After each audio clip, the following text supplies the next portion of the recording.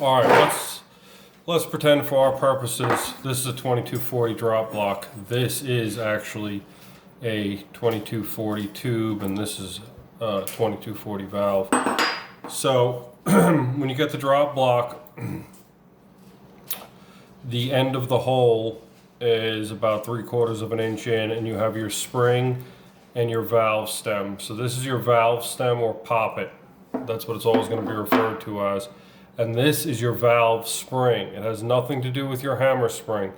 Your hammer spring is an external part that drives the hammer into the valve stem.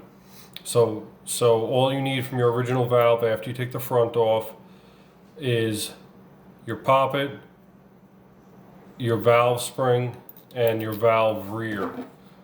So bear with me here, this is a different drop block. You thread that on till it bottoms out, and let's say it's misaligned. I'll try to give you a good example. Let's say it's overclocked, and what I mean by clocked is this needs to be facing down and your transfer port needs to be facing up. So let's say it's overclocked, 20 degrees. You can back it off because when it's installed in the gun, it will seal. The O-ring will have no place to extrude to. So you have your O-ring here, you have your valve spring, you have your poppet, and you screw that in. The major factor that you want to pay attention to is there a bit of spring resistance on your poppet? The reason you're looking for that, yes, the gas will provide back pressure on your poppet once it's filled. But when it's not, your poppet could sit in the forward position, and in some cases the gas will rush past it through your transfer port and out your barrel. So make sure when this is assembled together, which I can't do here because these aren't compatible parts, make sure that you got a little bit of spring pressure. So let's say that's all assembled. You've got everything assembled and it's outside the gun. Screw your tank in. You'll hear pfft. There'll be a quick instantaneous fill noise. If you don't hear anything else, odds are it's a sealed system ready to go. You can take the drop block rear with the tank attached and put the valve and the drop block into a cup of water, and you can see if your poppet's seated correctly.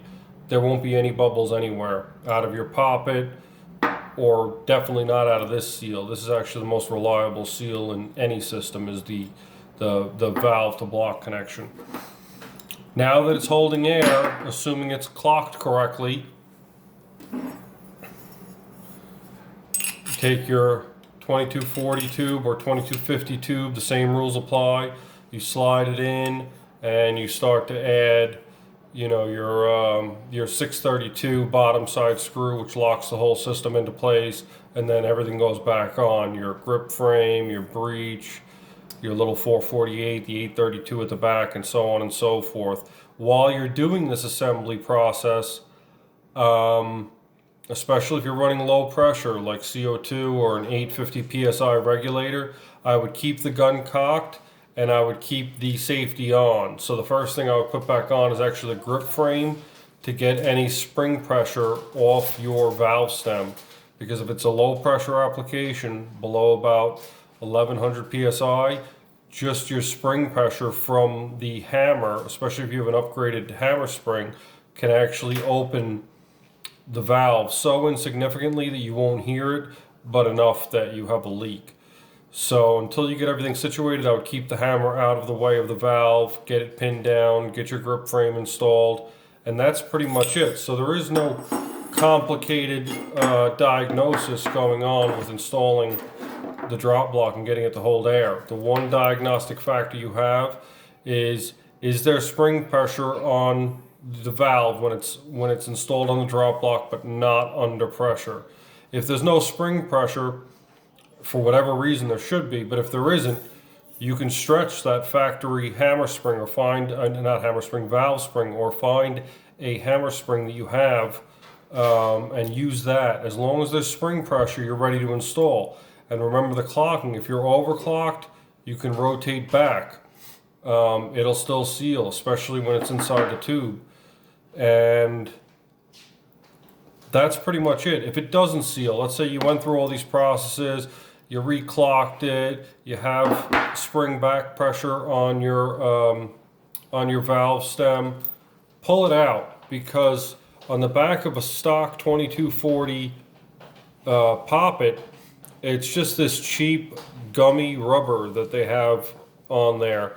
And because it's gummy, it seals well. But because it's gummy, it also picks up debris at an alarming rate.